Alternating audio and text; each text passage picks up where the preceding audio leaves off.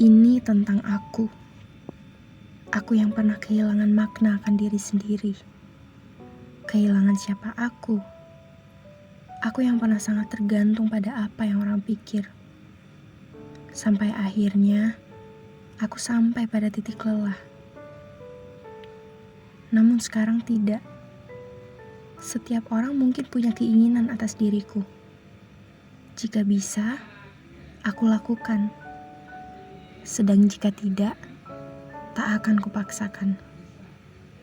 Aku yang paham akan kapasitas kemampuanku. Jika tidak suka, silakan.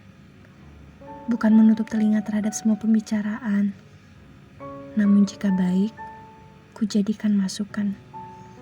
Jika tidak, maka ku biarkan. Tidak ada yang paham bagaimana cara setiap orang berpikir. Yang ada di kepala mereka hanyalah komentar, bahkan penghakiman. Tahu 5%, tapi seolah tahu seluruh perjalanan dan kehidupan. Sudahlah. Bagaimanapun hal yang aku lakukan, baik sekalipun, akan tetap ada yang tidak menyukai. Kendali hidupku ada padaku. Aku hanya perlu mengingat, tidak semua hal yang disampaikan itu buruk. Kadang, kita juga harus mendengarkan sebagai alat yang membatasi kita.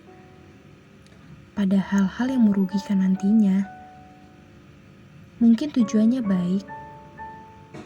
Hanya saja, salah dalam penyampaiannya. Aku pernah membaca, manusia tidak akan pernah terlepas dari penilaian atau kacamata manusia. Tapi kembali pada diri sendiri, akan tetap memikirkan perkataan orang yang bahkan ingin menjatuhkan atau tidak peduli sama sekali. Kita tidak bisa mengontrol seseorang dalam hal menilai kita. Tapi kita bisa mengontrol diri kita untuk mengubah sudut pandang kita terhadap mereka. Tangan kita hanya 2. Tak cukup untuk menutup mulut mereka. Kita hanya punya 2 tangan untuk menutup telinga dan mata kita. Untuk tidak peduli dengan apa yang orang nilai. Sekarang aku memahami mengapa orang dewasa seberat ini. Karena tidak ada pengaduan atas kelemahan diri sendiri selain kepada Allah. Tidak ada keluhan atas kegagalan diri sendiri selain kepada Allah.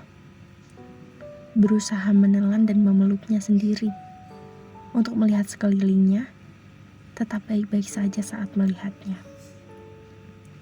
Yang pasti, apapun yang terjadi, sejak aku menyerahkan sepenuhnya hidup dan mati kepada Allah, aku merasa jauh lebih baik. Meyakini apa yang terjadi hari ini, bahagia, sedih, senang, bahkan gagalnya sekalipun, adalah takdir yang Allah berikan kepadaku. Aku hanya perlu meminta keluasan hati dan kekuatan pundak untuk menerima, juga menopang apapun yang terjadi. Tugasku hanya berusaha, sedangkan pengabulan hanya Allah yang berkehendak.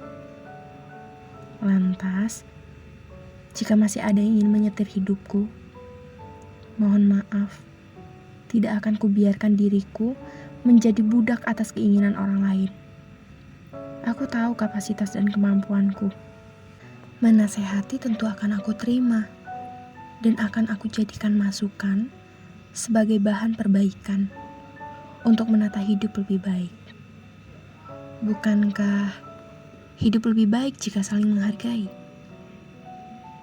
Satu lagi, menyampaikan pendapat atau menasehati juga ada adabnya, bukan?